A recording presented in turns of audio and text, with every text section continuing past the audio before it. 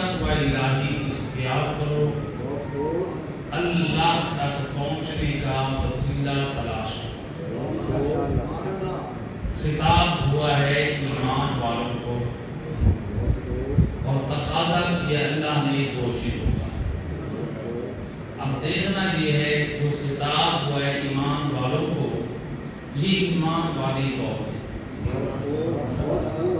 یہ ایمان والے کون ہیں؟ اللہ ان سے دو چیزوں کا تقاضا کر رہا ہے۔ علامہ زمخشری علماء اہل سنت کے جلیل القدر مفسر قرآن اپنی تفسیر قرآن الکشاف میں نقل کرتے ہیں کہ اللہ کے رسول فرماتے ہیں جب بھی قرآن میں خطاب ہو ہے ایمان والو، اس سے مراد ہے اے علی والو۔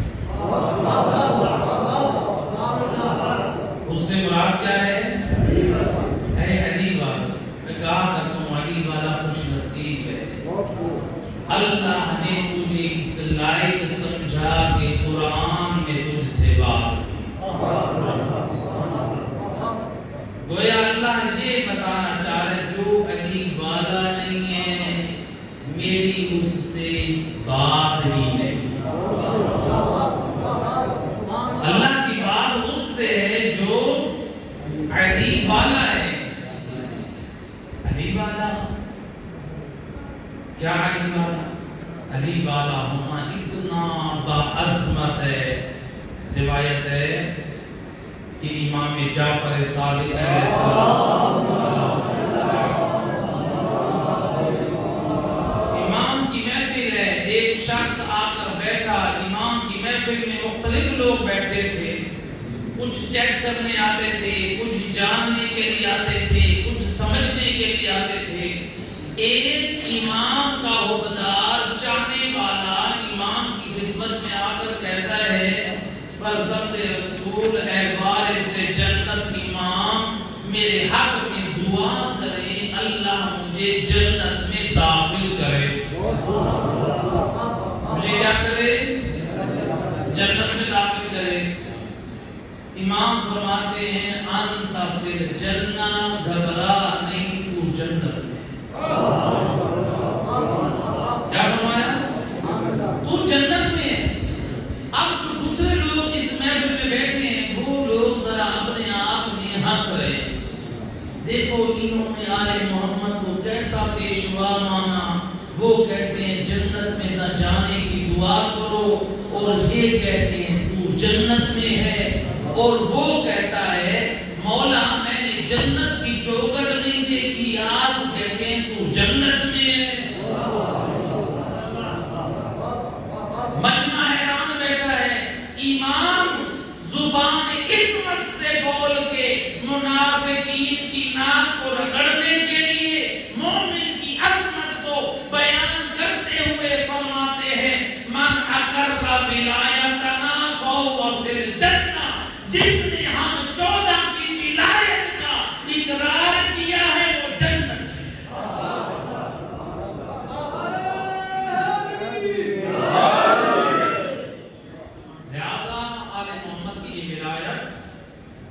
یہ وہ عظیم نعمت ہے۔ اور امام فرماتے ہیں وارث جنت فرماتے ہیں تجھے دعا کرا اللہ تجھے جنت سے باہر نہ نکالے، جب تک ہمارے گھرانے سے جڑا ہوا ہے تو جنت میں، جب ہم سے دور ہو گیا تو جنت سے۔ اور یہ اللہ کا شکر جتنا ادا کریں کم ہے جو اس نے یہ پاک نور ولایت آل محمد ہمارے دلوں میں ڈالا۔ میں کہا کرتا ہوں یہ نور ولایت یہ کسی سپر سٹور سے نہیں ملتا، یہ کسی مارکیٹ سے نہیں ملتا، یہ کسی بازار سے نہیں ملتا، بلکہ اللہ جسے اس لائق سمجھتا ہے اس میں نور ولایت آل محمد ڈال دیتا۔ میں ایک مثال سے بات واضح کروں۔ دیکھیں پانی کی سبیل ہے، میں پانی کی سبیل میں کھڑا ہوا، آپ لوگ پانی مانگ رہے ہیں تو مولانا قبلہ صاحب ہمیں بھی پانی دے. میرے پاس کچھ گلاس پڑے تھے، کچھ صاف ہیں کچھ اس میں گندے، مٹی والے ہیں خون والے ہیں. آپ نے پانی مانگا، میں نے گندا گلاس خون والا اٹھا کے یا مٹی والا گلاس اٹھا کے پانی ڈال کے آپ کو دیا. آپ دیکھیں گے گلاس کو ہر طرف سے خون لگا ہے، آپ کہیں گے آپ نجف سے ہی پڑھ کر آئے ہیں. ایک نجس گلاس میں، مٹی والے گندے گلاس میں پاک پانی کو ڈال کے ہمیں دے رہے ہیں. گویا آپ لوگوں کی عقل یہ کہتی ہے کہ پاک اور صاف چیز کو گندے اور نجس برتن میں ڈالنا درست نہیں ہے. ایسے نہیں.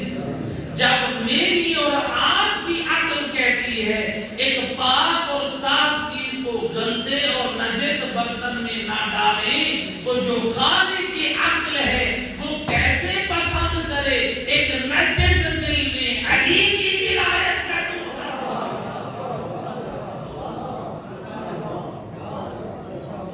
اللہ کیسے کرتا؟ اللہ پاک ذات میں آل محمد کی محبت کا نکالتا ہے. اور یہ بات فقط خطی بانا نہیں تھی. روایت اسلام کی پہلی جنگ فتح، کون سی جنگ؟ جنگ بدر. جب فتح اس کے اختتام پر جبرائیل امین نازل آ کر کہتے ہیں یا رسول اللہ، اللہ کے دو عالم درود و سلام کے بعد فرماتا ہے آلیتو نفسی. یا رسول اللہ، اللہ فرما رہا ہے مجھے اپنی ذات کی قسم. اللہ قسمیں کھاتا ہے. اللہ کیا فرماتا ہے؟ آلیتو نفسی لا الہم حب علی جبن ابی طالب الا احببتو. یا رسول اللہ، اللہ کے دو عالم فرماتا ہے مجھے اپنی ذات کی قسم میں اس دل میں علی کی محبت ڈالتا نہیں اس وقت تک جب تک میں اللہ اس دل سے محبت نہ کروں. اللہ کہتا ہے میں محبت کرتا ہوں تو نور ولایت آل محمد ڈالتا ہوں. گویا اللہ بنتا ہے محب اور علی کا حبدار بنتا ہے محبوب کبریا. کتنی عظمت ہے. صلوات پڑھے محمد کا.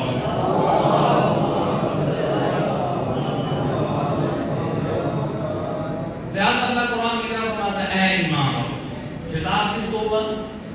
ایمان والوں کو.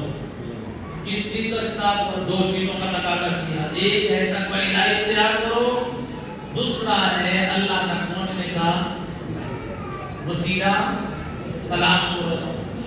جب ہم نے قرآن کی آیت مجیدہ کی طرف دیکھا، علماء نے مختلف جواب دیے. علماء اسلام نے، برادران اہل سنت نے کہا کہ اس وسیلے سے مراد کیا ہے؟ کہا کہ اس وسیلے سے مراد نماز. کیا ہے؟ ہم نے پلٹ کر جواب دیا بے شک نماز اللہ تک پہنچنے کا وسیلہ ہے. ہم نے کب انکار کیا نماز اللہ تک پہنچنے کا وسیلہ نہیں ہے. لیکن یہ کون طے کرے گا کس کی نماز اللہ تک پہنچنے کا وسیلہ؟ اس لیے کہ مسلمانوں کے جتنے فرقے ہیں ہر ایک کا نماز میں ہاتھ باندھنے اور کھولنے کا طریقہ بھی جدا ہے. اب ہمیں کیسے پتا چلے نماز تو وسیلہ ہے لیکن کس کی ہے؟ پھر ہم نے دیکھا مسلمانوں نے، علماء اسلام نے کہا اس سے مراد ہے روزہ. ہم نے پلٹ کر جواب دیا روزے کا کون منکر ہے؟ بے شک وہ بھی اللہ تک پہنچنے کا وسیلہ. لیکن اگر ہم روزے کو دیکھیں تو عام مسلمان روزے کو کھولتے ہیں سورج کے غروب کے وقت اور آل محمد کے حکمدار قرآن کی آیت پر عمل کرتے ہوئے اللہ قرآن میں فرماتا ہے وَأَتِمُّوا الصِّيَامَ إِلَى اللَّيْلِ، روزہ تمام کرو رات تک. اللہ نے یہ نہیں کہا روزہ تمام کرو مغرب تک.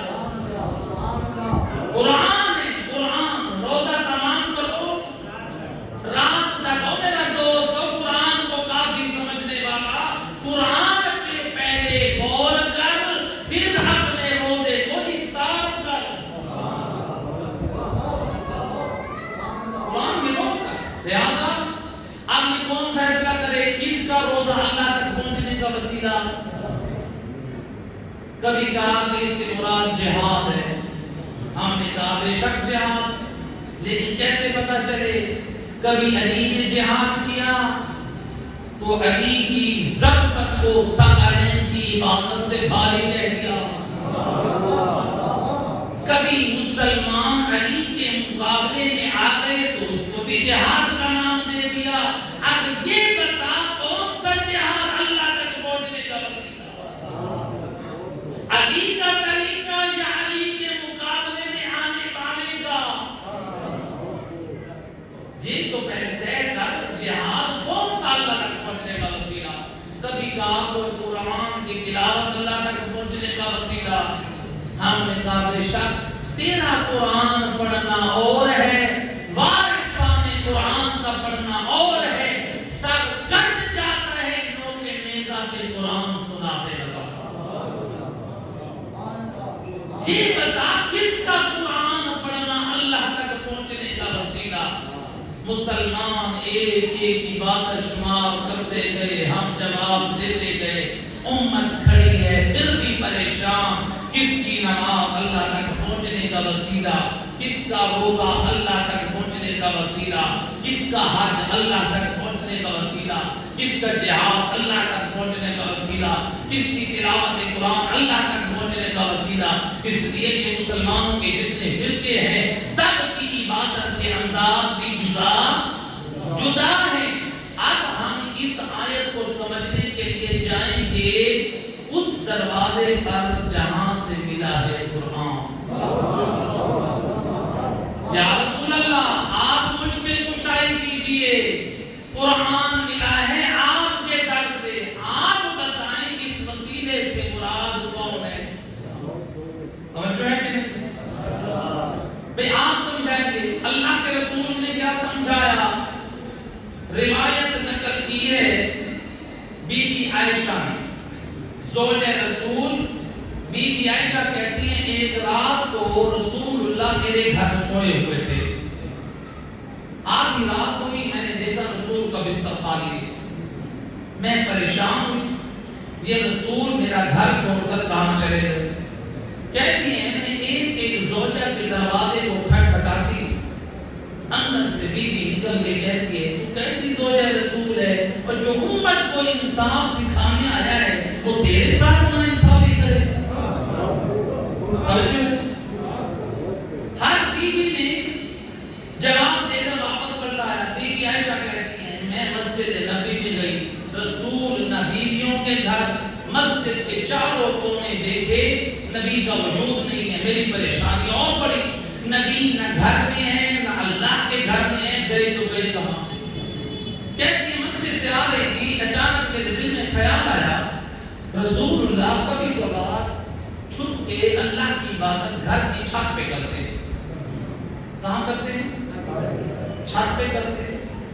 اب سوال ہے یا رسول اللہ آپ امت کو پیغام دے رہے ہیں اور آپ کے مسیح علی اور آپ کا دونوں کا ایک فرمان، نبی نے بھی فرمایا، مولا علی نے بھی فرمایا، فرماتے ہیں جو بغیر عذر شرعی کے گھر میں نماز پڑھے مسجد کو چھوڑ دے، نبی اور امام فرماتے ہیں ہم پسند کرتے ہیں اس نمازی کے گھر کو آگ لگا دے۔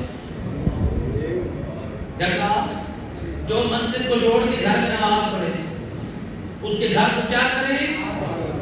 یہ نہیں کہا جو نماز نہ پڑھے، اور نماز نہ پڑھنا تو اس سے بھی بدتر ہے۔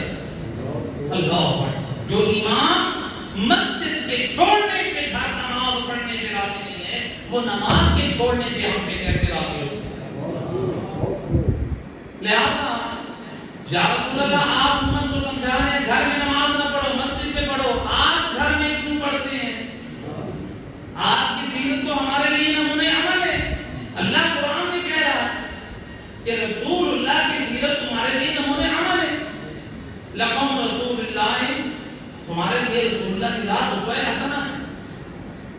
لہذا ہمیں جواب ملے گا کہ گھر میں نوافل نمازیں پڑھنی چاہیے۔ بھئی کیوں پڑھے؟ جو گھر میں بچے ہیں وہ آپ کے قیام سے، آپ کے رکوع سے، آپ کے سجدے سے اللہ کی عبادت کا انداز سیکھیں۔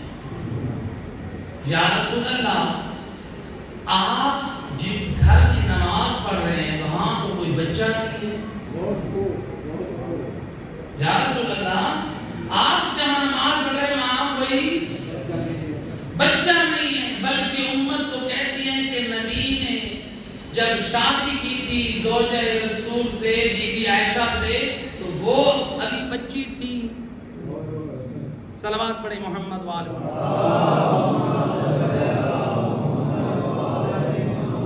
یا رسول اللہ آپ یہ کس کو سکھانا چاہتے ہیں؟ فعل الحکیم لا یخلو عن الحکمہ. حکیم کا کوئی فعل حکمت سے خالی نہیں ہوتا. جو امت کو حکمت سکھانے آیا ہے وَيُزَكِّيهِمْ وَيُعَلِّمُهُمُ الْكِتَابَ وَالْحِكْمَةَ، نبی کی شان یہ ہے وہ قرآن اور حکمت کی تعلیم دینے آیا ہے. اب نبی کا فعل حکمت سے خالی نہیں. یا رسول اللہ پھر آپ اس گھر میں نماز کیوں پڑھتے ہیں؟ اس کا جواب رسول کے عمل سے ملتا ہے. کیا؟ بی بی عائشہ کہتی ہیں میں نے سوچا کبھی کبھار رسول گھر کی چھت پہ نماز پڑھتے ہیں. کہتی ہیں میں سیڑھیوں پہ چڑھی، میں چھت پر پہنچی، کیا دیکھا رسول مصلی عبادت پر ہیں. نبی نے ہاتھوں کو پھیلایا ہوا ہے، اللہ کی بارگاہ میں اٹھا کے دعا کر کے فرماتے ہیں اللہم اغفر امتی بحق علی ابن ابی طالب. اے بار الہ تجھے علی کی عزت کا واسطہ میری امت کے گناہ گاروں کے گناہ بخش دے. اب نبی نے دعا کی کس سے؟ اللہ سے. واسطہ کس کا دیا؟ علی کا. زوجہ رسول بی بی عائشہ کہتی ہیں میں نبی کے پیچھے بیٹھی تھی، مجھ سے رہا نہ گیا، میں پیچھے سے اٹھ کر نبی کے سامنے آ بیٹھی. میں نے کہا یا رسول اللہ یہ کیا ہے؟ اللہ یوجد سوا علی ابن ابی طالب حتی تسأل اللہ بحق. یا رسول اللہ اتنی بھری ہوئی کائنات ہے جس میں انبیاء آئے، جس میں اوصیاء آئے، آپ کے اصحاب ہیں، آپ کے رشتہ دار ہیں، آپ کے جار ہیں.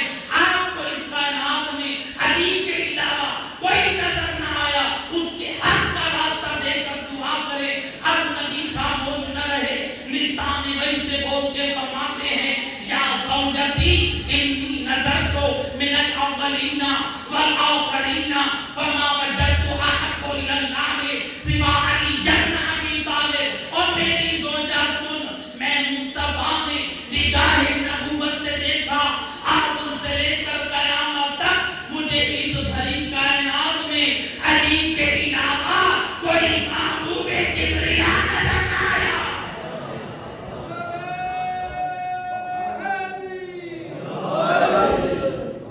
مجھے اگر محبوب کبریا ملا ہے تو علی ابن ابی طالب.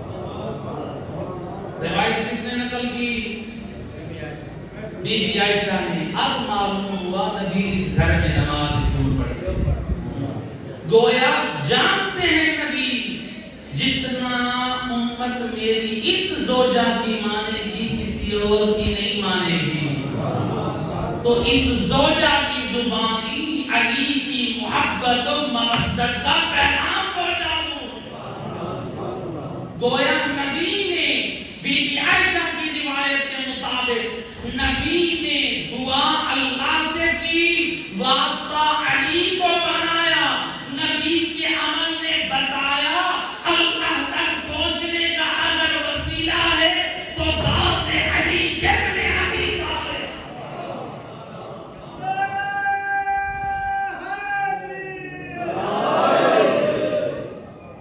علی کی ذات اللہ تک پہنچنے کا وسیلہ ہے. اب نبی نے اپنے عمل سے بتایا اللہ تک پہنچنے کا وسیلہ کون؟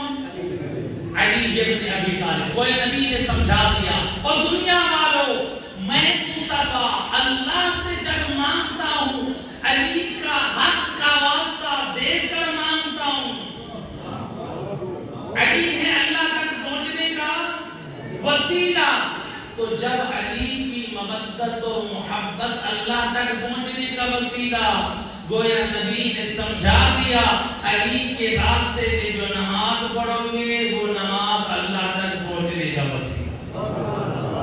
علی کے راستے میں جو جہاد کرو گے وہ اللہ تک پہنچنے کا وسیلہ. علی کے راستے پہنچنے کا وسیلہ. علی کی سیرت پہ رہتے ہوئے جو قرآن پڑھو گے وہ اللہ تک پہنچنے کا وسیلہ. ایک صلوات پڑھ دے محمد.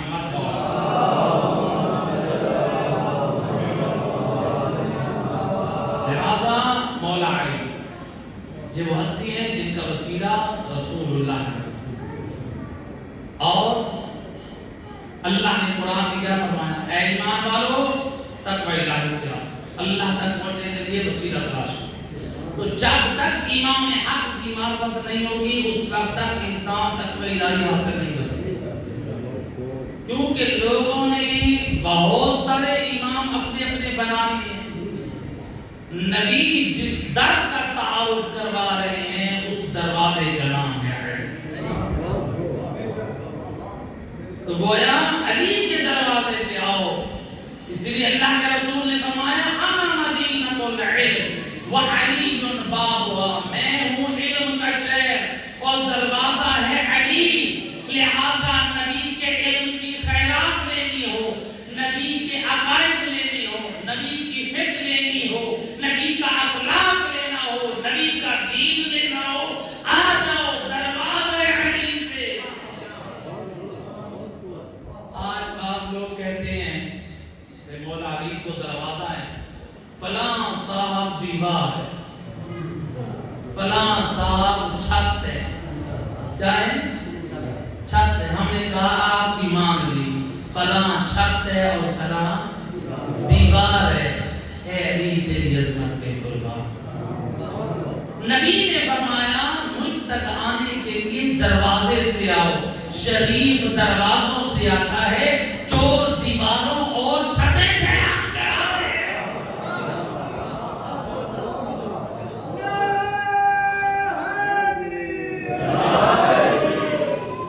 لہذا علی کا دروازہ وہ دروازہ ہے جہاں سے ہمیں نبی کا علم، نبی کی شریعت، نبی کا دین مل سکتا ہے. آؤ علی اور اولاد علی کے بعد ہم کیسے دین خدا سے تمسک اختیار کریں، تقوی الہی کا راستہ کیسے اختیار کریں. ایک شخص امام جعفر صادق علیہ السلام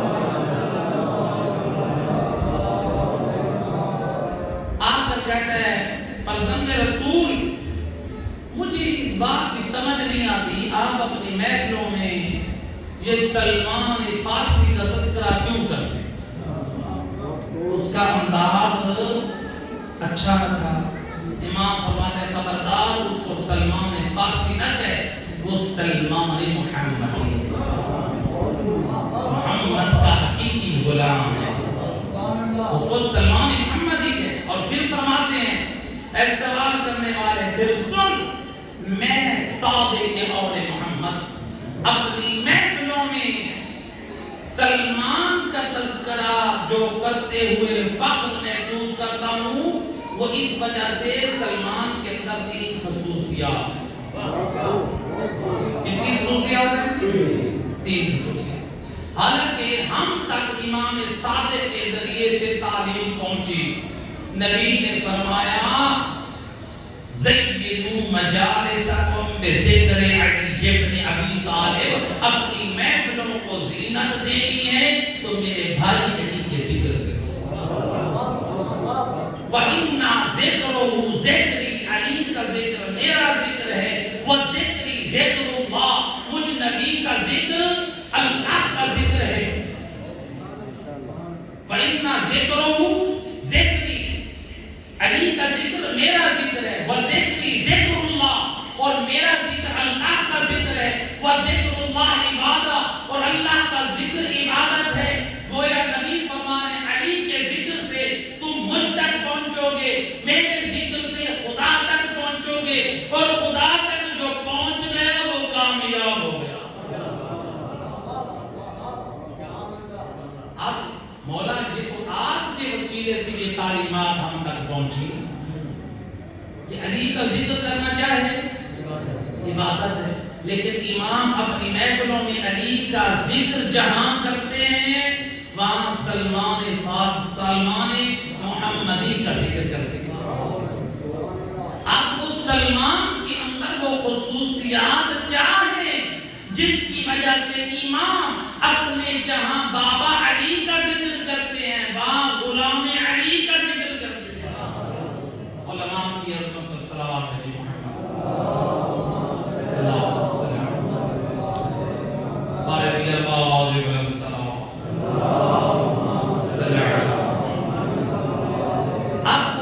سلمان کے اندر کیا خصوصیات؟ امام فرماتے ہیں اعتراض کرنے والا سن. سلمان کے اندر پہلی خصوصیت یہ ہے انہو یحب الفقراء. سلمان غریب لوگوں سے محبت کرتا ہے. سلمان وہ نہیں ہے جو کار والوں سے جانا رکھے, جو جائیداد والوں سے زمین والوں سے دوستیاں رکھے. سلمان یہ دیکھتا ہے غریب لیکن اس کے دل میں علی کی ولایت کا جذبہ. سلمان غریبوں سے محبت کرتے ہیں, غریبوں کی عزت کرتے ہیں. روایت میں ملتا ہے امام حسین علیہ السلام ایک دن اپنے گھوڑے پہ سوار ہو کے مدینہ شہر کے چوک میں جب پہنچے, کچھ غریب لوگ اس چوک میں بیٹھ کے خشک روٹیاں کھا رہے ہیں. انہوں نے فرزند رسول کو دیکھ کر کہا اے فرزند رسول آئیے ہماری دعوت قبول کیجئے. امام نے سواری کو چھوڑ دیا, ان غریبوں کے پاس آ کر ان کی خشک روٹی کھائی, دعوت قبول کی. جی غریبوں سے محبت تھی. دعوت قبول کرنے کے بعد فرماتے ہیں میں نے تمہارے ہاں لقمہ کھایا, اب مجھ پر تمہارا حق ہے, اب تم میرے مہمان بنو, حسین میزبان کرے. آؤ آج حسین ابن علی کی سراں پہ چلو, جہاں پر خدمت گزاری کے لیے علی اکبر موجود ہے, جہاں خدمت گزاری کے لیے عباس علمدار موجود ہے. حسین میزبان ہے اور یہ مدینے کے غریب فقراء یہ مہمان.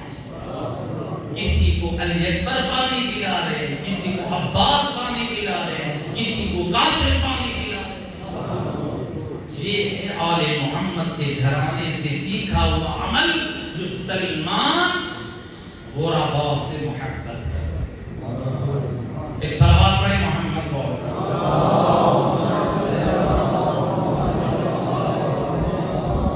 امام فرماتے ہیں اعتراض کرنے والا سن, سلمان کے اندر کوئی دوسری خصوصیت ہے انہو یحب العلماء. سلمان علماء سے محبت کرتے تھے, علماء سے نفرت نہیں.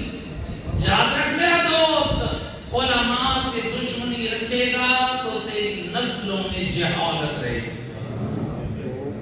دیکھیے میں اور آپ اپنے گھروں میں بیٹھے, ہم اپنی اولادوں سے یہ کہیں گے یہ ڈاکٹر بڑے چور ہیں, ڈاکٹروں کے پاس نہ جاؤ, یہ اپنی جیبیں بھرتے ہیں, یہ اپنا گھر بھرتے ہیں, یہ حرام خور ہیں, یہ فلاں ہیں. ہم ڈاکٹروں کی نفرت دے دے کے اولاد کا دل ڈاکٹروں کی نفرت سے بھر دیں.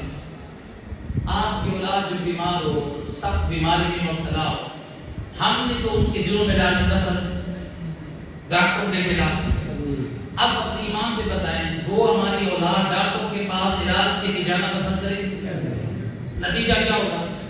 وہ ہلاک ہو جائے, موت کے منہ ادھر ادھر بھٹکیں گے, اپنے ٹوٹکے استعمال کریں گے. جس میں کیا ہوگا؟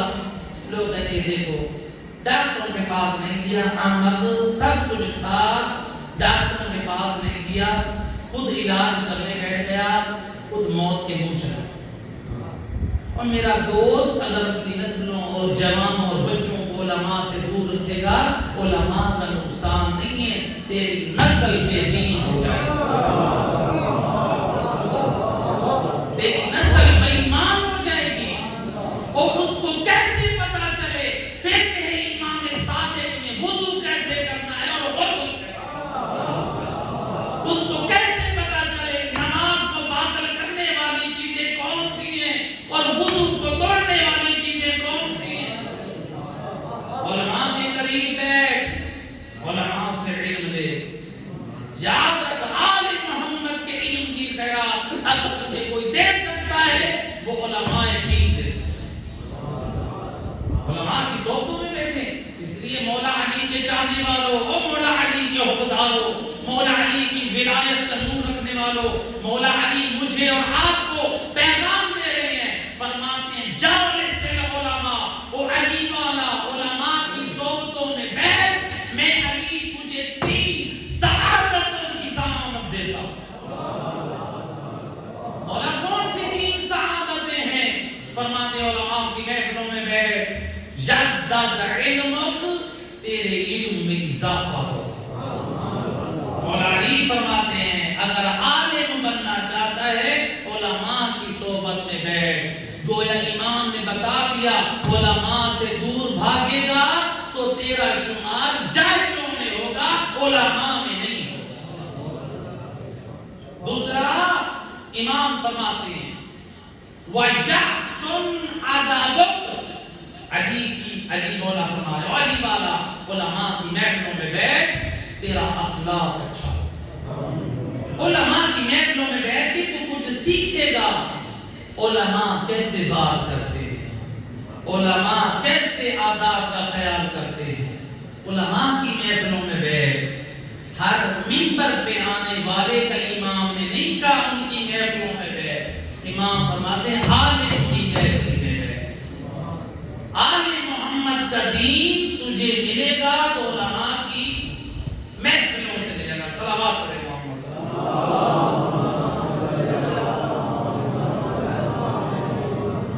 اور تیسرا امام نے فرمایا وَتَذْكُرْ نَفْسَكَ، تیرا کردار پاک۔ علماء کی محفلوں میں بیٹھ، تیرا کردار کیا ہوگا؟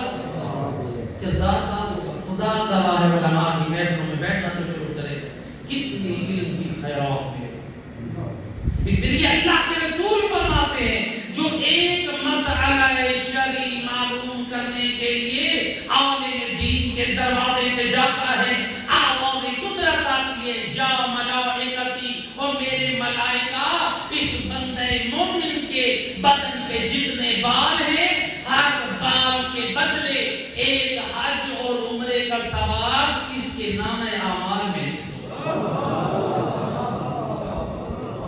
جو علماء کی عظمت ہے، علماء کے بعد اپنے مسائل سیکھ، ان سے مسئلے معلوم کر، ایسے لوگوں سے مسئلے معلوم نہ کر جو بغیر علم کے تجھے مسئلے پر کھڑ کھڑ کر سنائیں۔ مولا علی فرماتے ہیں من افتى بغیر علم فقد کفر، وہ علی والوں سن لو، مولا علی فرماتے ہیں جو بغیر علم کے فتویٰ دیتا ہے وہ مجھ علی کی نگاہ میں کافر ہے۔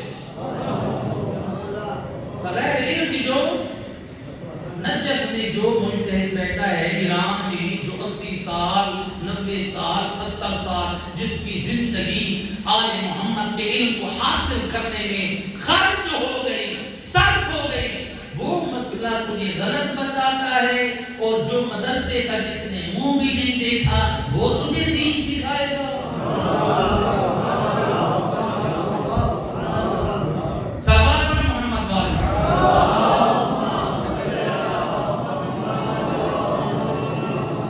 لہذا علماء کی محفلوں میں رہے، خدا آل محمد کی معرفت بھی ملے گی، آل محمد کی سیرت بھی ملے گی، آل محمد کے فضائل بھی ملیں گے، آپ کو مذہب حقہ کا صحیح شیشہ بھی دکھائیں گے، صحیح آئینہ بھی آپ کو دکھائیں گے۔ امام کیا فرماتے ہیں؟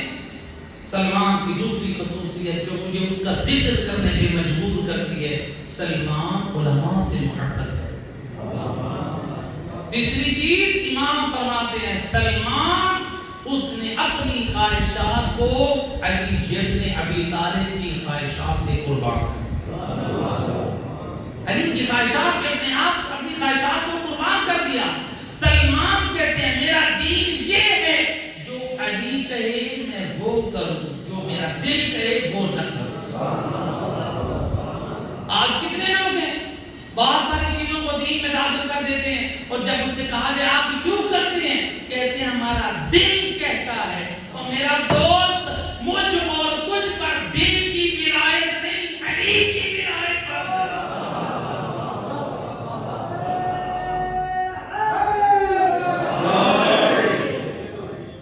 لہذا علی مولا جو حکم دے ویسی مان، صرف اس پہ نہ رہ جا ہم نے مولا علی کو مولا مانا، اور قدیر خم پہ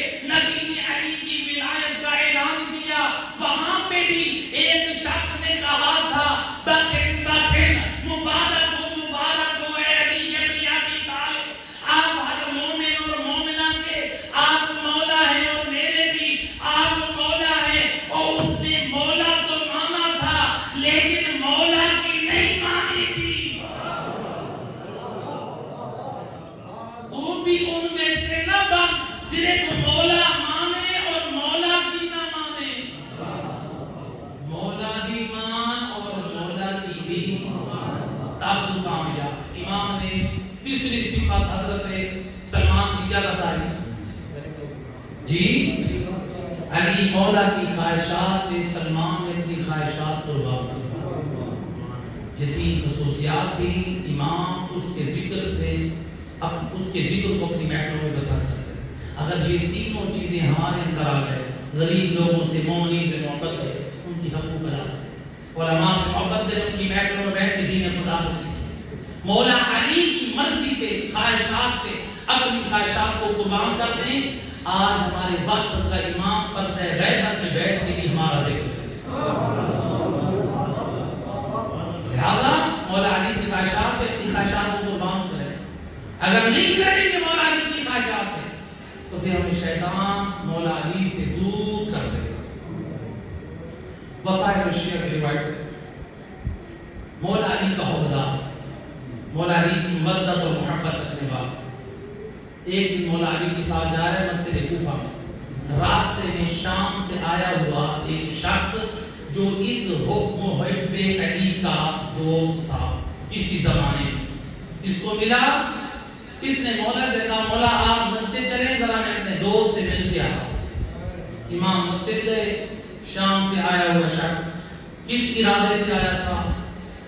اس نے اپنے اس حبدار علی دوست کو بہکایا، دونوں نے مل کے پی لی شراب، خبر پہنچی مولا علی کو، شرعی گواہیاں بھی دے دی گئی۔ وہ جو شام سے آنے والا تھا وہ اپنا شیطانی کام کر کے فرار ہو گئے، اور حبدار علی کو علی سے دور کرنے میں کامیاب ہے۔ پہچان اپنی صفوں میں یہ نہ کہ وہ بڑا ماتمی ہے، وہ بڑا عزادار ہے، غور کر دیکھ تیری صفوں میں کہیں آنے والا آ کر تیرے مذہب کے خلاف سازش تو نہیں کر رہا۔ ہو سکتا ہے عزاداری کے نام پہ تیرے مذہب کو بدنام کرنے آیا ہو، حسینیت کے نام پہ تیرے مذہب کو بدنام کرنے آیا ہو۔ ذرا پہچان تیری صفوں میں کون کون آیا ہوا ہے، تجھے آل محمد کے قریب کر رہا ہے یا آل محمد سے دور کر رہا ہے۔ جو آل محمد کے قریب کرے سمجھ لے وہی تیرا دوست ہے، جو آل محمد سے تجھے دور کرے وہ تیرا دوست نہیں، تیرا دشمن۔ اب یہ آیا تھا مولا علی کے حبدار کو مولا علی سے دور کرنے۔ اب مولا تک شکایت پہنچی، امام نے اپنی کچہری لگائی مسجد کوفہ کے سامنے، ایک میدان ہوتا تھا جہاں مجرموں کو ان کے جرم کی سزا دی جاتی تھی۔ مولا علی نے حکم دیا اس کو 100 کوڑے مارے جائیں۔ کتنے؟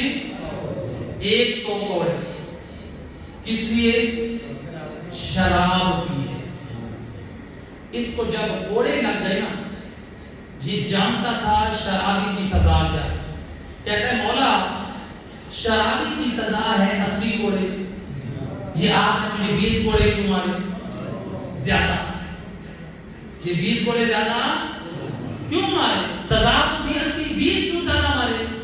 امام فرماتے اس لیے تو نے ماہ رمضان کی حرمت کو پامال کیا ہے۔ ماہ رمضان میں علی والا ہو کہ شراب پیے اور علی خاموش رہ جائے۔ اسی لیے علماء اہل سنت کے علامہ تاریخ طبری والا نقل کرتے ہیں قتل فی المحراب لشدت عدلہ، علی کو محراب کوفہ میں اس لیے شہید کیا گیا وہ شدت سے عدل و انصاف کرتے تھے۔ وہ یہ نہیں دیکھتے تھے یہ میرا ہے، وہ یہ دیکھتے تھے اس نے حکم خدا کی مخالفت کی ہے یا پاسداری کی۔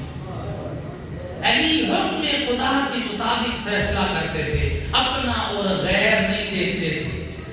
یہ حق میں اولاد کو دیکھیں گناہ کر رہا ہے تو تعمیر کریں، کسی اور کی اولاد اگر چھوٹی غلطی کرے تو ہمیں وہ بڑی نظر آتی ہے۔ اپنی اولاد زنا اور شرابی اور حرام کاریاں کرے تو پردہ ڈال کرے۔ مومن بھائی کی اولاد سے چھوٹی سی غلطی ہو جائے پردہ نہیں ڈالتا، اچھالتا ہے۔ علی مولا سے سیکھ، ایک صلوات پڑھیں محمد والا۔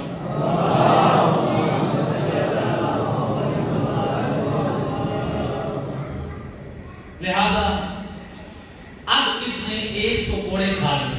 امام نے جواب دے دیا. امام فرماتے ہیں تو نے کہ ماہ رمضان کی حرمت پامال کی اس لیے 20 کوڑے زیادہ دے. یہ بدبخت پہلے کیا تھا؟ حبدار علی، محبت علی اس کے دل میں تھی. علی کی خواہشات کے اپنی خواہشات کو قربان نہ کر سکتا. کیا کہتے ہیں؟ اپنی غلطی پہ نادم ہونے کی بجائے کہتے ہیں الفراق بینی و بینک یا علی، آج سے میرے اور آپ کے درمیان جدا. اللہ، وہ شام سے آنے والا سازش کر کے حبدار علی کو دشمن علی بنانے میں کامیاب ہو. اور یہ دشمن علی کیوں بنا؟ محب علی کیوں بنا دشمن علی؟ اس نے اپنی خواہشات کی مانی، علی کی نہ مانی. علی کے فیصلے پہ راضی نہ ہوا. اب جب یہ شام میں جانے لگا، شام کی طرف چلا گیا، بدنصیب بدبخت یہ شام چلا گیا. جو مولا علی کے ساتھ بیٹھنے والا آپ ایک مخلص صحابی کہتا ہے یا امیر المومنین، آپ اپنے سے لوگوں کو جدا کر رہے ہیں. شام میں بیٹھنے والا وہ جو بھی جاتا ہے ان کو مخمل کے بستروں پہ سلاتا ہے، ان کو درہم و دینار کی تھیلیاں دیتا ہے، ان کو ساتھ کھانے کے دسترخوان میں بٹھاتا ہے، ان کی عزت و اکرام کرتا ہے. مولا علی کیا جواب دیتے ہیں؟ وارث قرآن کی آیت پڑھ کے فرماتے ہیں ما کنت متخذ المضلین عضدا. علی نے کبھی گمراہ لوگوں کو دوست بنانا پسند نہیں کیا.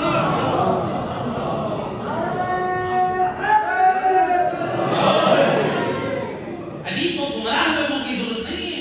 بے شک علی کو چھوڑ جائیں، علی کو باکردار لوگوں کی ضرورت ہے. اور مولا علی مجھے اور آپ کو باکردار دیکھنا چاہتے ہیں. بس آخری جملہ میں مسائل کی طرف آ رہا ہوں. ذرا مجھے بتائیں، میں اور آپ اپنی اولاد کو زانی دیکھنا پسند کرتے ہیں؟ اپنی اولاد کو شرابی دیکھنا پسند کرتے ہیں؟ اپنی اولاد کو قاتل دیکھنا پسند کرتے ہیں؟ ہماری اولاد ڈاکو جواری بن جائے، ہماری اولاد حرام کاریاں کرے، کیا پسند کرتے ہیں؟ اور میرا دوست تو اور میں پسند نہ کریں ہماری اولاد جواری بنے، ہماری اولاد بے نمازی بنے، ہماری اولاد قاتل بنے، ہماری اولاد شرابی بنے، ہماری اولاد زانی بنے. اور جب تو اور میں اپنی اولاد سے محبت کرتے ہوئے کہیں ہماری اولاد بدکار نہ بنے، تو وارث جنت امام کیسے پسند کریں ان کا شیعہ حبدار زانی بن جائے، ان کا حبدار بے نمازی بن جائے، ان کا حبدار شریعت کا مذاق اڑانے والا بن جائے، اور وہ مجھ اور آپ سے اولاد کی نسبت زیادہ محبت کرتے ہیں جیسے ہم اپنی اولاد سے محبت کرتے ہیں، اس سے بڑھ کر وہ ہم سے محبت کرتے ہیں. لہذا اس دین کو بچانے کے لیے آل محمد نے بڑا خرچ کیا. اللہ اکبر، بڑا خرچ ہوا ہے آل محمد کا. لٹ گیا آل محمد کا گھرانہ. 11 محرم کا دن ہے. علی کی بیٹیاں کیسے کربلا سے روانہ ہوئی. اجرکم علی اللہ زدہ. تاریخ گواہ ہے 11 محرم کو جب آل محمد کا یہ لٹا ہوا قافلہ روانہ ہونے لگا. مکتب کی کتابیں گواہ ہیں، جب عورتوں کو سوار کرانے لگے مستورات کے ہاتھ بندھے ہوئے، سر کے بال کھلے ہوئے، سروں پہ چادریں نہیں ہیں. جن سواریوں پہ سوار کرنا ہے بے بلان اونٹ ہے. کیسے سوار ہو یہ بیویاں؟ اور ان کے ہاتھ تو بندھے ہوئے ہیں. وہ کیسے سوار کرائے علی کی بیٹی؟ روایت کہتی ہے وہ جو مستورات کے ہاتھ بندھے ہیں اور سر کے بال کھلے ہیں اور بے مقنع چادر بیویاں اور بھائی کے قاتل اور کھڑا تماشا بھی دیکھ رہے ہیں اور یہ ہنس بھی رہے ہیں. اے علی کی بیٹی کیا کرتی ہے؟ ایک ایک مستور کی سواری کے قریب آئی اور اپنے بدن کا سہارا دیا